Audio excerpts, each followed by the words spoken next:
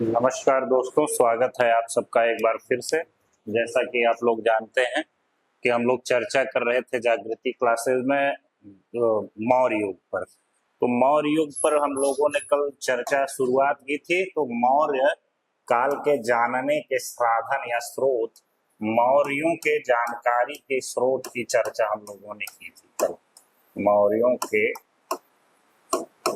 जानकारी के स्रोत पर कल चर्चा किया था, जिसमें हम लोगों ने पुरातात्विक और अभिलेख, पुरातात्विक और साहित्यिक साक्ष्यों की चर्चा की थी।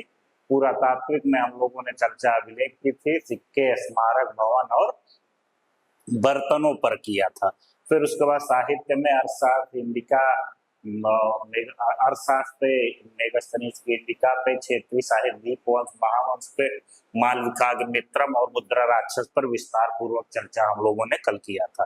तो आज इसी क्रम में हम लोग चर्चा करेंगे दो तीन चीजों पर। सबसे पहले राजनीति की चर्चा करेंगे हम लोग, और राजनीति में एक होता है प्रशासन, उस पर चर्चा करेंगे। फिर उसके बाद हम लोग अर्थव्यवस्था की चर्चा करेंगे, और फिर अर्थव्यवस्था में ही कृषि, शिल्प, उद्योग धंधे, नगरीकरण, मुद्रा की भी हम लोग चर्चा करेंगे। तो राजनीति में मोटा मोटा क्या करेंगे, इसके तीन प्रमुख शासक हुए हैं जैसा हम लोग जानते हैं।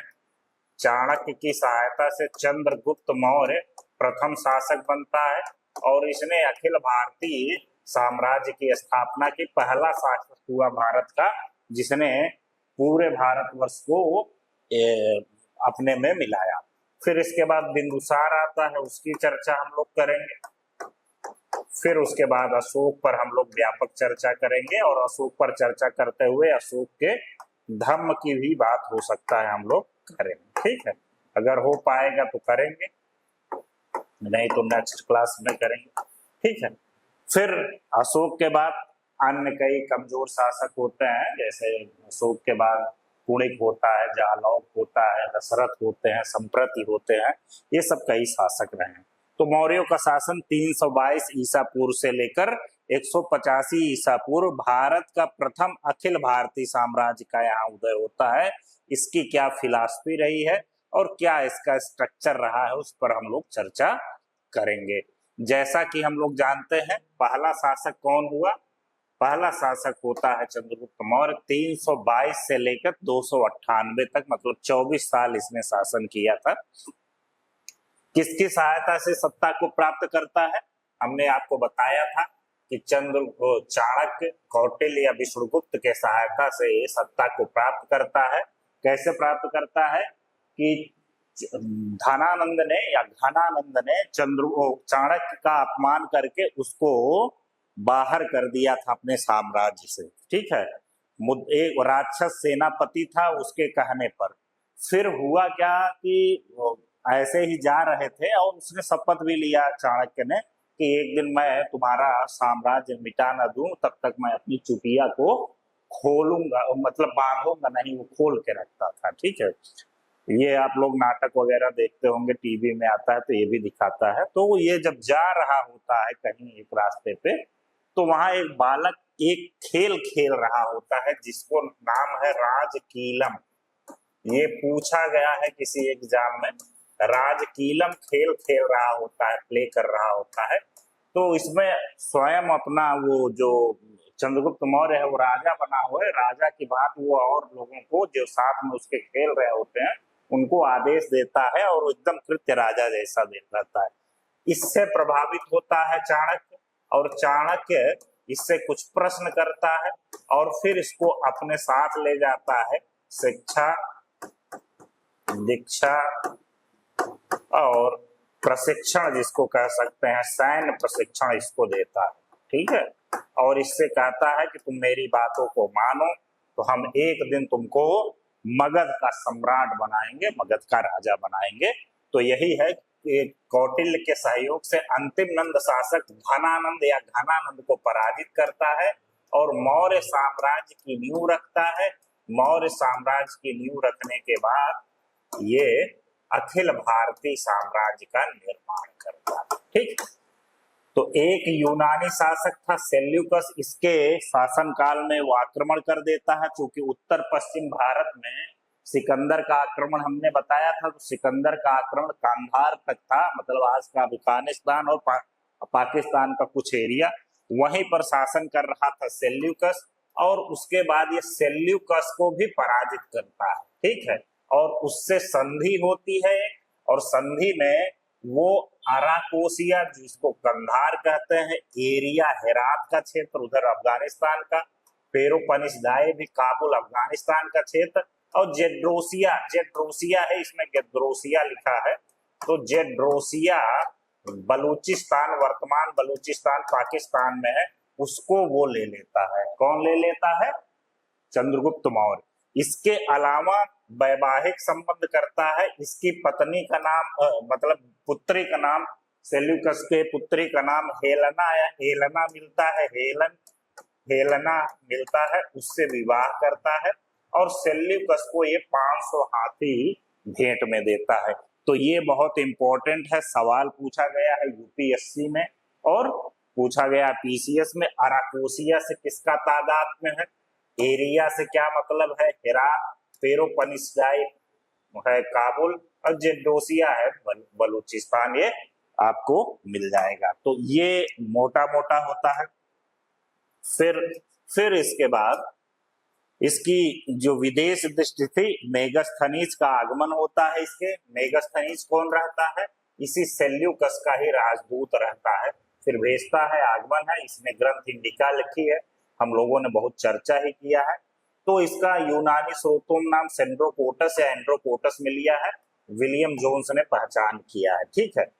अपने अंतिम समय में ये जैन धर्म स्वीकार कर लेता है। कौन? चंद्रगुप्त मौर्य। और भद्रबाहु के साथ श्रवण बेलगोला हमने बताया था, कर्नाटक में है, वहां चला जाता है और संलेखना या संथारा के तहत अपने जीवन की लीला को समाप्त करता है। ये हमने आपको बताया, ठीक है।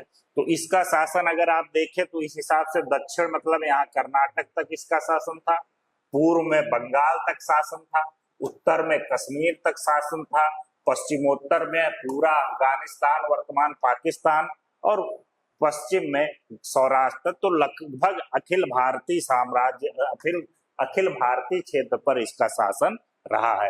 तो अब आपसे कभी भी चंद्रगुप्त मौर्य के बारे में पूछे तो चंद्रगुप्त मौर्य का जो वर्णन है इससे ज्यादा नहीं, ठीक है। इतना अगर आप जानते हैं तो आप आंसर भी कर सकते हैं, पीवाईक्यू कर लीजिए। कोई भी एग्जाम आप देते हैं, कोई भी परीक्षा देते हैं, तो आपको चंद्रगुप्त से इससे ज्यादा नहीं आएगा। तो हमने एक चीज फैक्ट और जोड़ा था इसमें, राजकीलम वो खेल का, ठीक है। चलिए अब आते हैं बिंदुसार पर, ठीक है।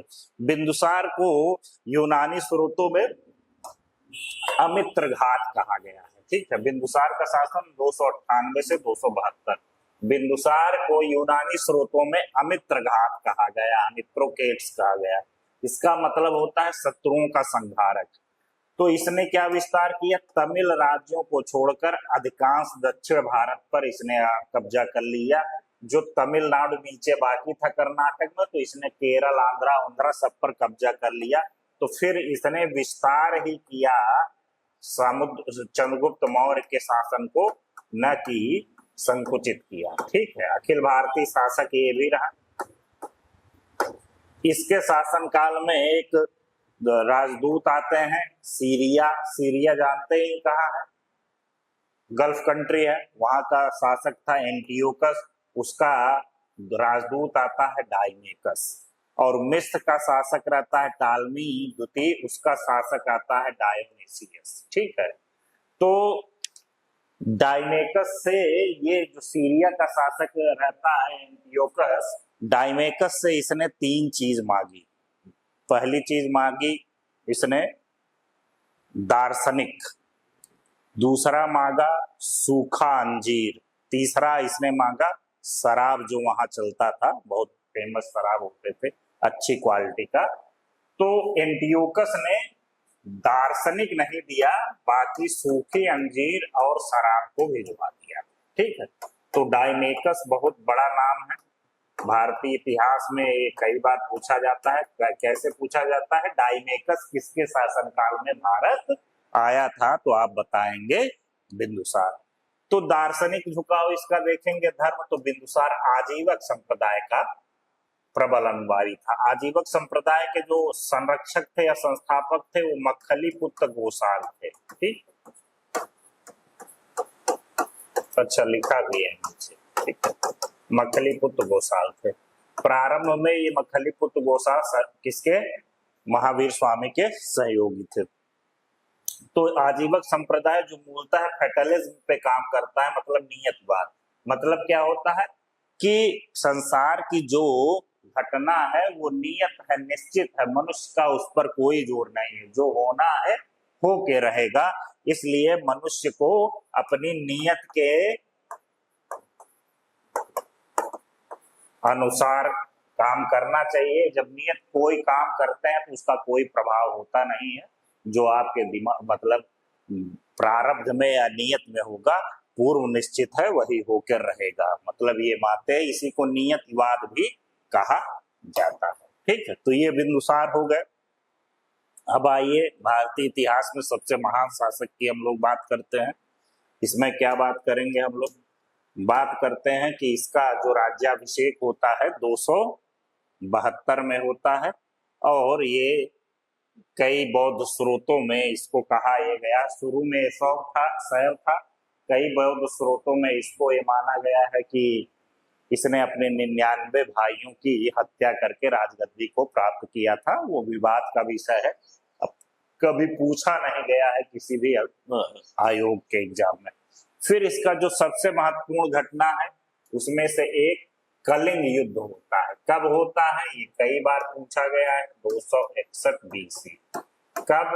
272 में शासक होता है कि राज्याभिषेक कराता है ये 269 में।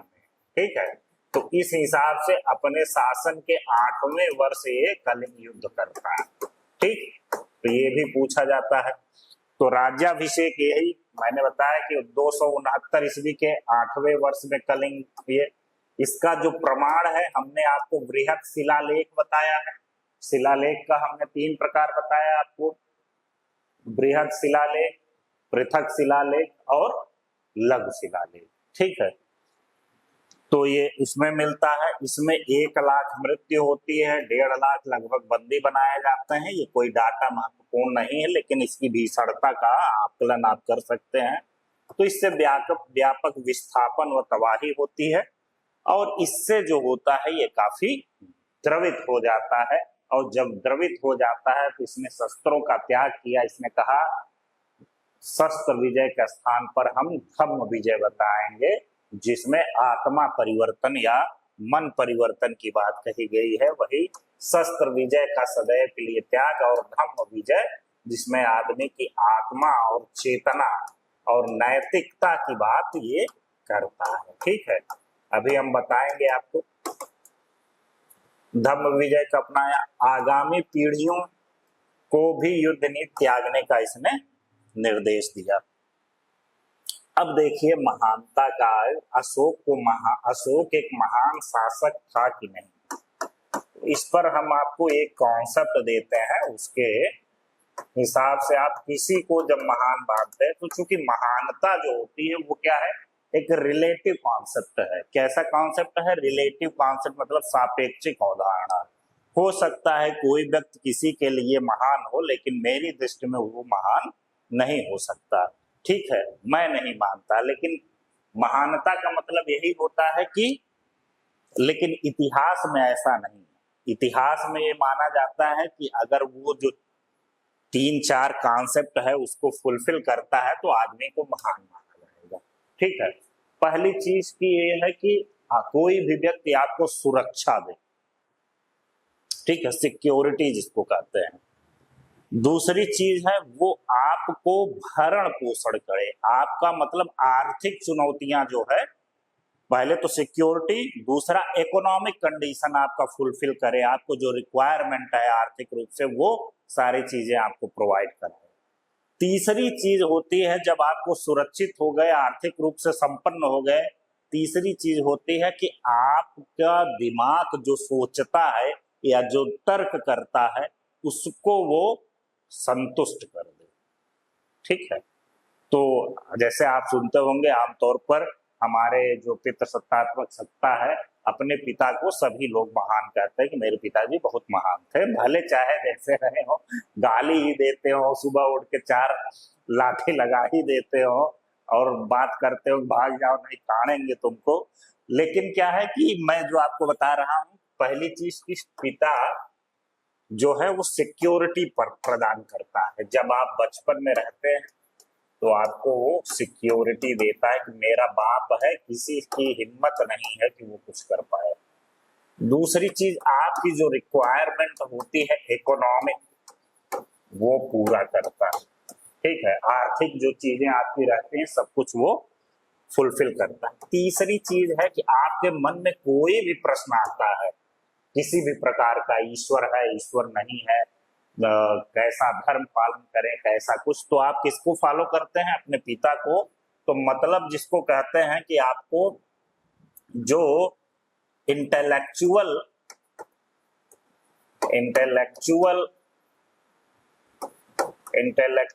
जो फुलफिलमेंट होता है उसको सब करता है। मतलब आपको बौद्धिक आहार जिसको कहते हैं, बौद्धिक संतुष्टि जिसको कहते हैं, वो कौन प्रदान करता है? आपका पिता। तो इसलिए हर व्यक्ति का जो महान होता है कौन होता है? सबसे पहले पिता होता है। और ये अगर यही चीज आप किसी राजा के लिए लगाइए, चाहे वो अशोक हो चाहे अकबर हो, तो आपको एक चीज देखने को इनमें मिलेगी, सिक्योरिटी। आप ये देखते हैं कि अशोक महान था कि नहीं, हम उस पर इसका परीक्षण कर रहे हैं। आप ये देखते हैं उसके शासनकाल में कोई भी विदेशी आक्रमण का उल्लेख मिलता है आपको? विदेशी आक्रमण, जब कोई विदेशी आक्रमण नहीं तो सुरक्षा वो प्रदान किया कि नहीं किया?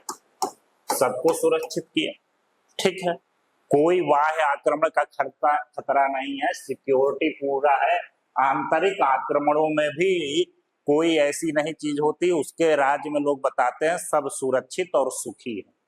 इकोनॉमिक कंडीशन करेंगे तो आप मौर्य साम्राज्य खूब संपन्न साम्राज्य रहा। आप देखेंगे जब इकोनॉमिक हम पढ़ाएंगे तो खूब धन संपदा रही है उसके पास। तो दो, सिक्योरिटी और इकोनॉमिक कंडीशन पूरा करता है।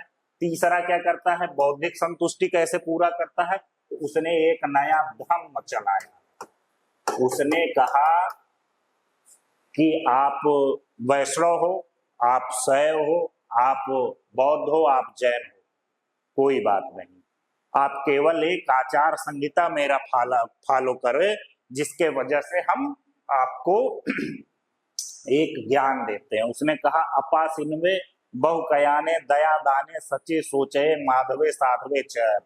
तो उसने एक नैतिक संहिता बनाई, आचार संहिता बनाई, जिसको कोड ऑफ कंडक्ट भी आप कह सकते हैं। उसने सभी धर्मों को लिखा और उसमें वो उन सारी धर्मों की अच्छाइयों को निकालता है और एक नया धर्म का धम्म बनाता है, जिसको आप कह सकते हैं आचार संहिता। और वो कहता है कि आप कुछ भी मानते हो लेकिन इसको आप मानिए, आपका जो मानसिक स्तर है वो संतुष्ट हमेशा होता रहेगा। तो ये धम्म क्या है? ये धर्म नहीं है, धम्म मतलब एक आचार संहिता। ये धम्म ही कहा जाएगा, जब आप लिखेंगे भी तो धम्म ही लिखेंगे। ठीक है, तो इन 3 पैराग्राफ में किसी को आप 3 पॉइंट्स में आप चेक करेंगे तो आपको लगेगा कि ये बिल्कुल बात जायज है। आप अकबर को भी देख सकते हैं, सिक्योरिटी है, संपन्नता है उसके यहाँ, और उसने भी दीन इलाही नाम का एक धर्म शुरू किया, जो कि कोई धर्म बेसिकली नहीं था, बल्कि हिंदू मुस्लिम सिख ईसाई सभी धर्मों का क्या था? वो संयोजन था, उसमें से ली गई अच्छी अच्छी चीजें थी। तो इसीलिए भारतीय इतिहास में अशोक को सबसे महान कहा जाता है, अकबर को महान कहा जाता है, ये चीजें हैं। बाकी जन कल्याणकारी कार्य हुआ या सर्वधर्म संभाव की बात हुआ, पिता तुल्य शासन की बात हुई, ये तो मोटा मोटा हुई है। लेकिन किसी भी महानता को चेक करने का जो आयाम होता है, इन 3 आयामों से यदि आप चेक करते हैं तो आपको काफी संतुष्टि प्राप्त हो सकती है। या आपको आप आंसर भी लिखेंगे तो बाकी वही महानता का आधार सब वही है। ठीक है, तो अशोक ने क्या है प्रथम कल्याणकारी राज्य का जो मॉडल बनाया, तो उसमें भी लगभग यही सारी चीजें किया। पर्यावरण जल को उसने महत्व दिया, सड़कों के किनारे छायादार उसने वृक्षारोपण कराया। ठीक है, लिखने के लिए आंसर सही है, यहाँ से पीटी के सवाल नहीं आएंगे। कुओं की व्यापक व्यवस्था कराई। पशु कल्याण की भी बात अगर आप करेंगे तो पशुओं के लिए भी चिकित्सा तथा पशु बलि अनावश्यक पशुवध पर नियंत्रण करता है। आवास यात्रियों के लिए विश्राम गृह धर्मशालाओं का निर्माण करता है, चाहे जो भी धर्म आप मानते हो सबके लिए। औषधि का राज्य भर में मेडिसिनल पौधों का रोपण करता है, औषधीय पौधों का। मानव चिकित्सा मनुष्यों के लिए राज्य द्वारा निःशुल्क चिकित्सा की व्यवस्था करता है। न्याय प्रशासन की बात करें, नैतिक प्रशासन हो, धम्म महामात्रों की नियुक्ति और अच्छे आचरण वाले कैदियों की समय समय पर हो। वो यही सारी चीजें हैं, इसी को आप कहेंगे अपासिन्वे। अब इसको लिखें क्या, बहुकयाने, पाली भाषा का शब्द है। अपासिन्वे बहुकयाने दया दाने सचे सूचवे माधवे साधवे च, ये है उसका। तो अब अशोक का धम्म आ गया, हमने आपको बता ही दिया। अशोक का धम्म यह कोई नया धम्म या पूजा पद्धति नहीं, बल्कि व्यक्ति समाज व राज्य में समरसता, वही मैंने बताया समाज सभी धर्मों को निकाल के समरसता, सहिष्णुता, संभाव और नैतिक आचार संहिता, जो मैं बात कर रहा था, क्या है ये नैतिक आचार संहिता, कोड ऑफ कंडक्ट रहा। ठीक है, तो ये मैंने आपको बताया अपासिन्वे बहुकयाने दया दाने सचे सोचवे माधवे साधवे च अपि। तो ये अहिंसा, दया, करुणा, सहिष्णुता, सत्यवादिता, माता पिता गुरुजनों बड़ों का सम्मान, ब्राह्मणों और श्रमणों का सम्मान, मित्रवत व्यवहार, प्राणियों के प्रति दया। एक है जिसके धम्म की बात है, राहुलोवाद सूक्त में मिलता है। ठीक है, सवाल पूछा भी गया है, आप वहां से देख भी सकते हैं कहां से मिलता है इसके धर्म की जानकारी, राहुलोवाद सूत्र। तो नैतिक नियम और सारी चीजें, ये चीज अपनानी चाहिए। दया, संयम, निरंतरता, आत्मनिरीक्षण, ये सारी चीजें छोड़ना क्या चाहिए, जिसको सिन कहते हैं। सिन मतलब पाप क्या है, क्रोध, घमंड, ईर्ष्या, हिंसा छोड़ना चाहिए, और ये सब छोड़ना चाहिए। द्वेष, कठोर व्यवहार, असत्य और लोभ को त्यागना पड़ेगा। तो यही क्या है, कुल मिला के जो अशोक का धम्म है वो कोई एक बेसिकली धम्म नहीं है, बल्कि सभी धर्मों का समाहार है, सभी धर्मों का निचोड़ है। वो एक प्रकार का धम्म न होकर नैतिक आचार संहिता, जिसको कोड ऑफ कंडक्ट कहते हैं, वो जितनी अच्छी बातें हैं सब कुछ उसमें शामिल किया गया है। यदि आप देखते हैं तो ये क्या, आप पूरा इतिहास पढ़ लीजिए, पूरा इथिक्स पढ़ लीजिए, पूरी इथिक्स भी इन्हीं सब मापदंडों पर, इंटीग्रिटी, सहिष्णुता, करुणा, दया, हिंसा, माता पिता गुरुजनों का दया, संयम, निरंतर आत्मनिरीक्षण, सब कुछ आपको यहीं से मिल जाएगा। ठीक है, तो आप धर्म भी जान गए क्या है, आप जान गए अशोक महान कैसे था, ये भी मैंने आपको बता दिया, और अशोक का विस्तार साम्राज्य में मैंने बता दिया। दूसरा, पतन और मौर्य वंश का अंत। मौर्य वंश का पतन होता है, ठीक है, तो मौर्य वंश का जो पतन होता है, उसके बाद जो अशोक के बाद शासक होता है कुणाल होता है, कुणाल के बाद संप्रति होता है, फिर दशरथ। दशरथ का गुफा लेख आप पढ़े होंगे, जैन धर्मीय थे दशरथ। मैंने सालिसूक होते हैं, देववर्मन होते हैं, सतधनवन होते हैं, बृहद्रथ होते हैं। बृहद्रथ की ही हत्या करके इसका मंत्री होता है पुष्यमित्र शुंग। उसने शुंग वंश, पुष्यमित्र किसका, कौन था, एक ब्राह्मण था, और इसने हत्या कर दी बृहद्रथ की। इसको ये था कि ब्राह्मण धर्म का उतना प्रसार नहीं मिल रहा है, लोग इग्नोर कर रहे हैं, बौद्ध धर्म को ज्यादा मान रहे हैं, तो इसने हत्या करके ब्राह्मण धर्म की नींव रखी। ठीक है, इसके शासन काल में जो उत्तरवर्ती शासक रहते हैं मौर्य वंश के, तो पश्चिमी भाग जो उज्जैन है वो संप्रति के अधीन हो जाता है, पूर्वी भाग मगध में दशरथ हो जाते हैं। तो दो जगह शासन ये लोग कर रहे होते हैं, एक जगह संप्रति के अधीन, एक जगह दशरथ के अधीन। ठीक है, तो मैंने ये बताया अंतिम मौर्य सम्राट बृहद्रथ की हत्या उसके ही सेनापति पुष्यमित्र शुंग द्वारा कर गई। तो भारत में जो प्रथम अखिल भारतीय साम्राज्य का पतन होता है और शुंग वंश की स्थापना होती है। तो देखिए हम प्रशासन थोड़ा सा चर्चा कर देते हैं। देखिए कौटिल्य के अर्थशास्त्र में उसके और प्रशासन की जानकारी का दो स्रोत है, कौटिल्य का अर्थशास्त्र और इंडिका मेगास्थनीज की इंडिका। यहाँ से हमको प्रशासन के बारे में जानकारी मिलती है। तो इसमें माना गया दोनों में कि राजा सर्वोच्च होता है, राजा का ही आदेश अंतिम कानून था, लेकिन राजा की सहायता के लिए क्या होता है, यही सर्वोच्च सत्ता किसके पास, राजा के लिए। तो उसके प्रशासनिक और कार्यपालिका, न्यायपालिका और सेना का भी सर्वोच्च राजा होता था, और सर्वोच्च विधि निर्माता, लॉ मेकर और न्यायाधीश भी होता था। लेकिन इसकी सहायता के लिए क्या कहते हैं, कुछ मंत्रिपरिषद थे और कुछ अमात्य या तीर्थ या अध्यक्ष भी होते थे, उसका हम लोग चर्चा करेंगे। तो मंत्रिपरिषद क्या था, प्रशासनिक एवं राजनीतिक विषयों पर राजा की प्रमुख क्या थी, ये सलाहकारी संस्था थी, न कि बाध्यकारी की। इन्होंने जो कह दिया वही अंतिम होगा। अंतिम निर्णय कौन लेता था, राजा लेता था। ठीक है, अंतिम विधि निर्माता भी वो था और सर्वोच्च भी था। महत्वपूर्ण निर्णय इनकी सहायता से लिए जाते थे, बल्कि निर्णय दे भी देते थे अगर इसकी अनुमति लास्ट में ली जाती थी। फिर साम्राज्य के जो सर्वोच्च अधिकारी, जो राजा और मंत्रिपरिषद के निर्णयों को पूरे साम्राज्य में लागू करते थे, उनको महामात्र या अमात्य कहा जाता था। ठीक है, तो ये मोटा मोटी आप समझ गए कि जैसे सेंट्रल में राजा, राजा की सहायता के लिए मंत्रिपरिषद, और मंत्रिपरिषद और राजा में सामंजस्य बिठाने के लिए अमात्य या महामात्र नाम के व्यक्ति होते थे।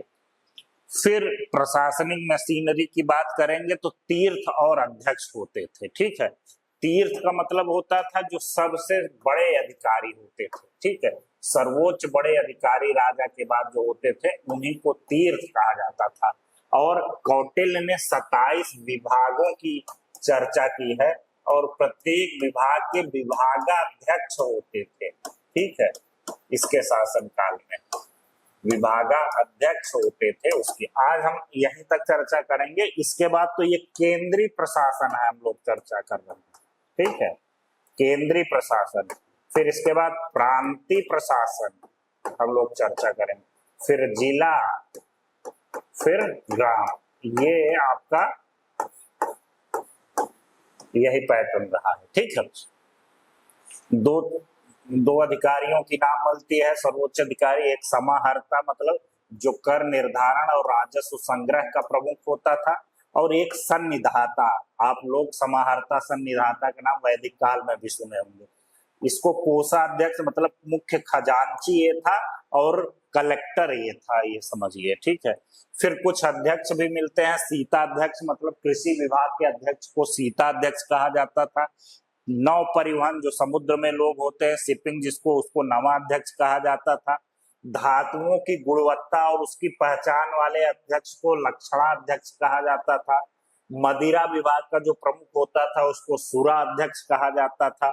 जो खनन माइनिंग जिसको कहते हैं विभाग का अध्यक्ष होता था उसको अकराध्यक्ष कहा जाता था। व्यापार और वाणिज्य, कई बार सवाल पूछा गया है, इम्पोर्टेंट है, इसको आप लोग लिख लीजिए, ये और ये बहुत इंपॉर्टेंट है, सीता और पणयाध्यक्ष। ठीक है, कई बार पूछा गया है। व्यापार एवं वाणिज्य का प्रमुख होता था पणयाध्यक्ष। शुल्काध्यक्ष जो चुंगी और सीमा शुल्क देखता था। मुद्रा मतलब पासपोर्ट या करेंसी का जो विभाग होता था उसको मुद्रा अध्यक्ष कहा जाता था। इसी प्रकार के इसके 27 विभागों की चर्चा है और कुछ चर्चाएं हैं जिसको जानना उतना जरूरी नहीं है। इतना अगर आप लोग जान लेते हैं 8A 2A, तो ये आपका प्रशासन निकल जाए, वो हो जाएगा। ठीक है, तो आप हम आगे चलेंगे। अभी हम प्रांतीय प्रशासन भी बताएंगे। जिला और ग्राम प्रांत को भुक्ति कहा गया, भुक्ति नहीं कहा गया है, बताते हैं क्या उपरिक्त कहा गया है, तो फिर उस पर हम लोग चर्चा करेंगे। ठीक है, इसको देखिए, पढ़िए मन लगा के। इसको जितना आपको पीपीटी मिल रहा है इसको ध्यान से अच्छे से मन लगा के आप पढ़िए। कोई फीडबैक होता है तो हमको बताइए, जहां आपको लगे कि नहीं समझ में आया है वो बताइए, तो डाउट सेशन हम लोग ले लेंगे। आपकी पढ़ाई अच्छी होती रहे। हमारा नोट्स पढ़िए और हमारे लेक्चर को आप ध्यान से सुनिए, तो इतिहास में आपको कोई समस्या नहीं होगी। ठीक है, मिलते हैं। धन्यवाद, नमस्कार।